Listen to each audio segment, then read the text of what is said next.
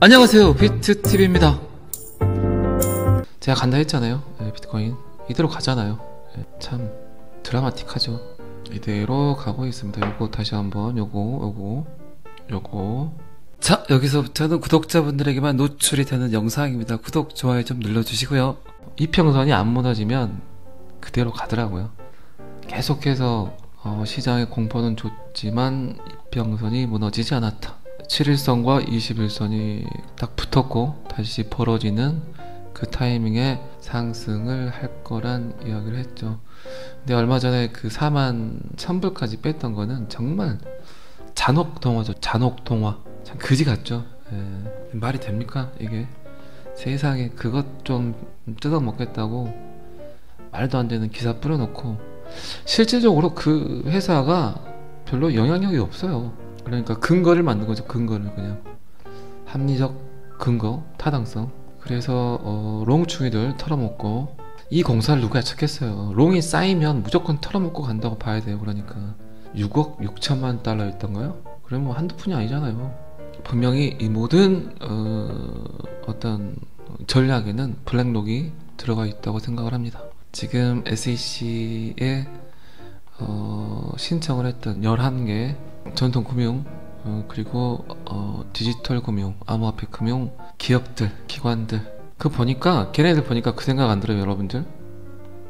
FRB, 연방준비은행, 은행연합회, 코인연합회가 이제 또 발족을 해서 시장에 돈을 삥 뜯으려고 하고 있습니다. 그들은 정말 조금만 까딱까딱 해버리면 이 얼마나 눈먼 돈들이 들어와요. 근데 당연한 거예요. 그게 자본주의니까. 그러니까 그거죠. 100억 가진 놈이 1000만원 삥 뜯으려는 거죠. 뭐 항상 느끼는 거지만 참 불합리해요. 어떤 반열에 오르는 게 굉장히 힘들어요. 여러분들도 암호화폐에 투자를 했지만 충분히 제 생각에는 이 XRP나 비트코인은 전환점이 될 수 있어요. 여러분들 인생에, 여러분들 삶 속에 그 기회라고 생각을 해요. 저는. 근데 수많은 사람들은 이걸 기회로 보지 않고 있죠. 들어왔으니까 어쩔 수 없이 버티는 거, 아니면 뭐 2배만 보면 좋겠다, 뭐 3배면 땡큐, 뭐 이러고 있다니까요.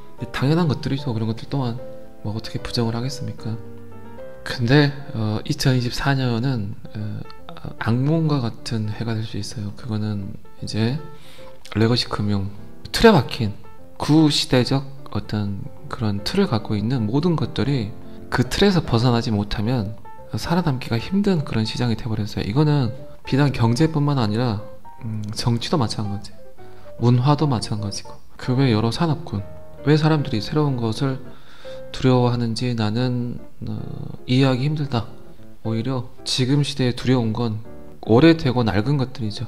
이 암호화폐를 이렇게 잘 들여다보면 오래된 것들을 다 깨부수고 새로운 거를 창조한다고 생각을 하는데 이래서는 안 돼요. 절대 이런 흐름들은 변화, 혁신, 혁명이 이루어지지 않습니다. 기존에 썼던 것들을 다 던져버리고 새로운 걸 창조해서 쓴다.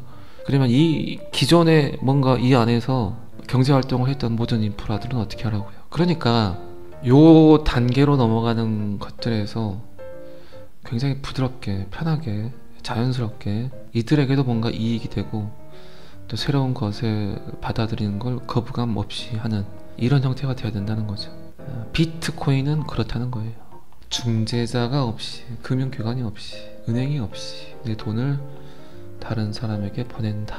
자, 그렇다면 요 명제만 보게 되면 전통 금융기관들이 필요 없겠죠. 이래서는 안 된다는 거예요. 분명히 비트코인의 탈중앙화 거래가 이루어지기 위해서는 그 전 레거시 금융에서 갖고 있는 틀이 필요하다는 거예요. 빨리 성장하기 위해서는. 그런데 이제 이런 것들을 잘 조화롭게 만든 게 XRP 리플이라는 거죠. 지금 제가 영상에서도 이야기를 드리지 않았고 라이브 때도 좀 세세하게 이야기를 드리지 않았지만 리플의 움직임이 심상치가 않아요. 그러면 XRP의 움직임도 심상치가 않겠죠. 듣도 보도 못한 기업의 어떤 이야기, 디테일한 기술적 분석, 뭐 XRP 레저가 뭔지, 사이드 체인이 뭔지, 이런 것들 제가 디테일하게 이야기하지 않을 뿐이지 지금 뭐 완전히 그냥 먹으려고 하고 있어요. 그러니까 여러분들은 너무 걱정하지 마시고 인생을 바꾸는 템으로 생각을 하세요. 적어도 멤버십 회원분들은 분명히 차이가 납니다. 차이가 굉장히 많은 어떤 여러분들의 삶 속에서 차이가 날 거예요. 이런 저의 말을 100% 신뢰하지 마시고 비트TV의 어떤 마인드를 신뢰하세요. 제가 드리고 싶은 말은 그겁니다. 어차피 여러분들 인생에 한 번 정도는 덧불복 해야 될 거 아닙니까? 너무나 지루하게 살았잖아요. 그렇잖아요. 무섭다는 이유로, 불안하다는 이유로, 잃을 게 많다는 이유로, 또 뭡니까? 현실에 안주했기 때문에 여러분들에게 온 기회를 다 놓쳤잖아요. 제가 다단계 코인 사라는 얘기 아니잖아요. 제가 막 코인 사라 그런 거 아니잖아요. 그렇죠? 충분히 지식적 기반을 둔 마인드로 6년 이상 데이터를 봐온 마인드로 그 어떤 유튜버도 비트코인 백서에 대해서 이야기하지 않지만 비트코인 백서를 이해하고 여러분들에게 본질적 가치를 이야기하는 겁니다. 제가 발음이 세면 다시 이야기를 하는 이유가 있어요. 지금 오늘 라이브를 잘 편집을 해서 내일 아침 영상으로 쓸 거기 때문에 발음이 좀 좋지 않은 것들을 다시 반복하고 있습니다. 지금 비트코인 가격은 46,465불 갈 거예요. 간다고 했죠. 지금의 자리는 이 자리 정도 되겠죠. 이 자리 2020년 12월 20일 20년 그리고 24년 1월 9일 여기에 갔다고 생각하시면 될 것 같습니다. 요만큼 남았네요. 요만큼 남았네요. 어쨌든 아직도 의구심이 풀리진 않았어요. 비트코인이 갖고 있는 가치와 상충되는 블랙록 미국 미 정부의 비트코인 인풋 받아들임, 요거를 꼭 제가 가까운 시일 내에 실마리를 풀겠습니다. 하지만 어쨌든 비트코인은 간단 얘기예요. 그런데 2억은 갈 수 있지만 20억 가기는 힘들지 않을까라는 생각을 한다는 거죠. 그러니까 그 타이밍들은 잘 포착을 하자고요. 오롯이 미국 입장에서 봤을 때, 오롯이 SEC 입장에서 봤을 때 이들은 어떤 놈을 키우려고 이 생쇼를 하고 있는가. 참, 알트코인들을 너무 뺐잖아요. 그렇죠. 근데 이게 이제 2중 1이죠. 둘 중 하나죠. 이제 알트 불장이 오려고 하는지 아니면 이제 삭제를 하려고 하는지, 둘 중에 하나죠. 불장이냐 삭제냐, 둘 중에 하나겠죠. 자, 코인리스 보니까 2021년 이후 처음으로 극단적 탐욕 구간에 들어와 있습니다. 76까지 왔어요. 탐욕이냐 공포냐, 어쨌든 내일 아니면 모레 정도에 무슨 일이 일어나긴 일어날 것 같아요. 다시 한번 떡락이 나올 건지 아니면 상승을 지속할 건지. 제가 저번 라이브 때도 이야기했지만 말도 안 되는 일이에요. 이거는 말이 안 되는 이야기라니까. 누군지도 모르는 개발자가 비트코인이란 걸 만들어서, 블록체인 기술이란 걸 만들어서 15주년을 맞이하는 지금 미국에서 블랙록이란 곳에서 비트코인을 받아들이려고 하고 있어요. 여러분들 그 피자 거래 들어보셨죠? 첫 번째 비트코인의 거래, 이게 굉장히 중요해요.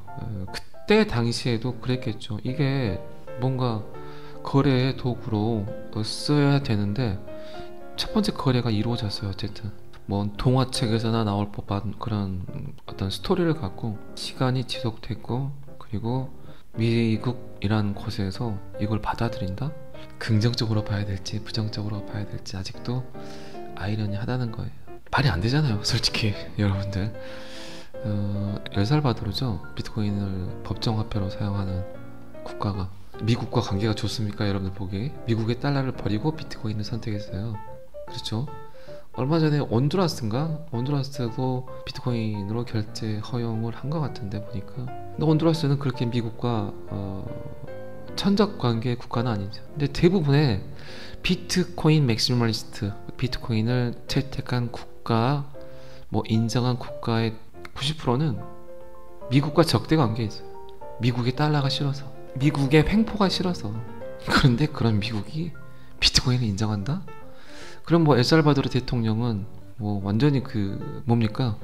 뭐 신이겠네요, 신. 그 국가에서 말이 안 되는 장면들이 굉장히 여러 곳에서 연출이 되고 있어요.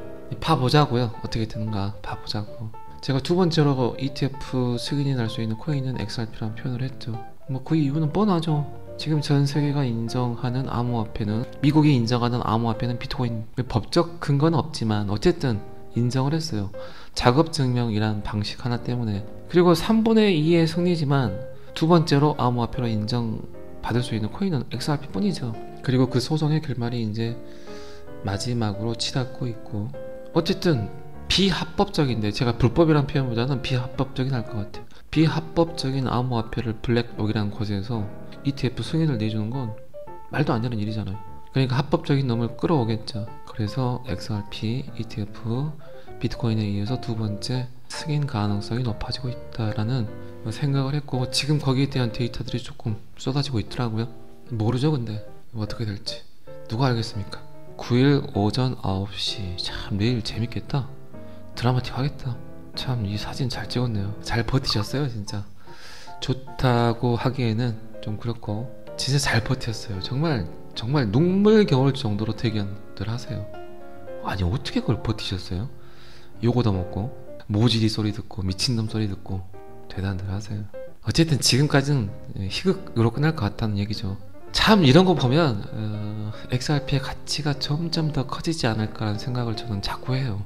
사람들이 직접적으로 눈으로 볼 수 있는 건 블랙록의 비트코인 현물 ETF 오프닝 세레머니, 그것만 본다는 거죠. 항상 시장을 볼 때는 악재 같으면 이거를 호재로 보는 연습, 호재 같으면 이걸 또 악재로 보는 연습이 저는 어쨌든 트레이닝이 된 것 같아요. 그 뒤에 사건들이 어떻게 펼쳐질까? 연준 버스틱, 금리 인하 급하지 않다. 제가 말했죠. 이 부분도 제롬 파월은 한 번도 금리를 인하하겠다는 표현을 안 했어요. 근데 자본충들, 주식충들 그 시그널이 떴다고 자꾸 시끄럽게 떠들었죠. 왜? 걔들도 먹고 살아야 되니까. 제롬 파월이 어떤 놈인데? 아직 특별하게 망한 곳이 없잖아요. 제롬 파월은 그 망한 곳들을 찾아서 공략을 할 거란 말입니다. 특정 국가, 특정 기업, 그들이 세계 질서를 유지하는 방법이 그거예요. 세계 경제를 마비시키고 공황 상태로 만들어서 거기서 이제 미국은 줍줍을 하죠. 참 대단해. 그런 거 보면 와, 파워레터는 거의 한 3일간 천당과 지옥을 왔다 갔다. 정말 파워레터 잘못하신 분들은 영원히 탈출하기 힘든 코인이 돼버릴 수도 있어요. 그래서 지금은 무조건 메이저 알트코인에 들어가야 된다는 얘기예요. 여러분들의 삶을 어떻게 변화시킬 건지, XRP가 멤버십 방의 라이브를 어떻게 분위기 좋게 만들 건지 겐슬러가 이 언저리에 투자 경고를 이야기했다는 거, 이제 이런 것들에 저는 호기심이 많아요. 왜 이 지금 타이밍에 왜 저럴까? 왜 저랬어야만 했을까? 1월 5일 KBS 공중파에서 내보냈던 그 다단계 KOK, 그것도 그냥 그랬겠습니까? 여러분들 생각에 뜬금없이 갑자기 지금 그런 이슈 외에도 이슈거리들이 얼마나 많은데 저희 수가 거의 30만 회가 넘었어요. 30만 명이 어쨌든 봤다는 거예요. 암호화폐, 투자, 경제에 관심이 있는 사람 30만 명이면 엄청난 영향력을 갖고 있죠. 이런 타이밍을 보는 거예요. 왜 갑자기 저런 말을 했을까? 이런 생각들을 꽤 이렇게 안으로 파고들면 거기서 답이 나올 때가 많더라고요. 다 지금 난리죠. 이런 것들이 불안해요. 어쩔 때는 다 최종 마감을 끝냈다, 뭐 모든 게 준비됐다, 이런 게 되게 불안하지 않아요? 여러분들 이렇게 쉽게, 이렇게 그냥 너무 설레발을 치는 느낌 아닌 느낌이 든다는 겁니다. 자, XRP는 시장 규모에서 비트코인을 제치고 HTX에서 가장 많이 거래되는 코인이 되었다. 거래소입니다. HTX는. 그리고 제가 11월 말부터 12월 온체인 데이터를 보니까 XRP 매집이 장난이 아니었어요. 장난이. 분명 누군가는 계속해서 매집을 하고 있다는 거죠. 월스트리트 재무 분석가에 따르면 XRP에 엄청난 변화가 있다. 이 데이터가 이제 월스트리트에서 재무 분석가들이 어떤 행동들을 하고 있냐, XRP에 대해서 파고들어서 보니까 XRP가 인류에게 끼치는 영향에 대해서 생각을 한 거겠죠. 페이팔과 XRP의 가장 큰 차이점은 뭡니까?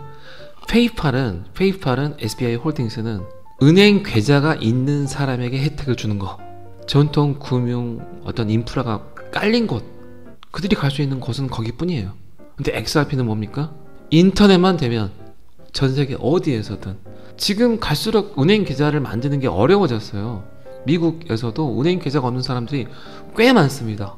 페이팔이나 이 전통 레거시 금융에서 파트너십을 맺어야 될 곳이 어딜까요? 그들은 어떻게든 수수료라는 명목하에 돈을 가져가려고 노력을 하겠죠. 제가 XRP를 이해하고 가장 먼저 들었던 순수한 생각이 방금 여러분들께 했던 말이에요. XRP를 사용함으로써 인류가 받아들인 혜택들. 제가 그런 얘기 한 적 있죠. 지금의 시대는 스마트폰에게, 디지털에게 내가 진짜 나임을 증명하는 시대이다. 내가 진짜 나임을 증명하는 시대에서 가장 예민한 게 뭐냐? 뱅킹이에요. 뱅킹. 은행 거래. 자, 은행 거래에 대한 내가 나임이 증명이 되면 지금 살짝 눈치가 빠르신 분들은 이것도 가능하겠는데? 라는 판단이 쓰죠. 뭡니까? 투표. 진짜 올바른 민주주의 직선제가 구현되는 단 하나의 도구는 블록체인 기술이에요. 블록체인 기술. 아니, 투표는 1시간 동안 합시다. 개표 30분. 투표율 90%. 내가 나임이 증명이 된다면 그게 뭐와 연동이 돼 있다? 은행 계좌와 연동이 돼 있다. 사람들은 계속 그걸 원하죠. 정부에서 일어나는 모든 정책 위반들에 대해서 시민들은 직접 참여를 하기를 원합니다. 모든 의사결정을 니네들이 하지마. 세금 내는 우리가 할게. 요새 제가 자꾸 드는 생각 중에 하나가 제 영상을 듣는 사람들에게 보이스피싱이 아니었으면 좋겠다는 생각을 많이 해요. 영상을 만들 때, 라이브를 할 때 그 생각이 제 머릿속에서 지배가 돼버리면 제가 그 어떤 말도 할 수가 없어요. 근데 제가 갖고 있는 확신은, 제가 갖고 있는 신념은 단 하나예요. 여러분들의 삶을 바꿀 수 있는 도구는 지금 시대에서 XRP가 여러분들의 삶을 변화시킬 수 있는 도구라고 생각을 합니다. 제 지금 라이브를 듣는 멤버십 회원분들 중에서도 아마 다단계 코인, 그리고 이상한 코인, 똥코인, 잡코인, 돈을 잃으신 분들이 많을 거예요. 근데 그런 것 또한 과정이라고 생각을 하세요. 대가를 충분히 여러분들은 지불을 했어요. 그리고 이제 이 대가 지불에 대한 보상을 누리셔야 될 때가 점점 다가오고 있습니다.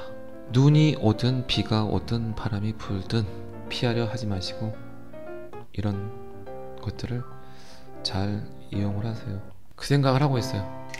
속초에 가서 술방 영상을 찍어서 소주 한잔 하면서 그거를 본방송에 좀 올려볼까 라는 생각을 하고 있습니다. 근데 생각만 하고 있는데 할지 안 할지는 모르겠어요. 그런 여건이 주어진다면 그렇게 해볼게요. 자, 오늘도 맞자 마시고 오늘 하루 즐겁게 운전 조심하시고 감기 조심하시고 영상 조심하시고 사람 조심하시고 또 그 목요일 저녁 8시에 뵙도록 하겠습니다. 자, 오늘은 여기까지 하겠습니다.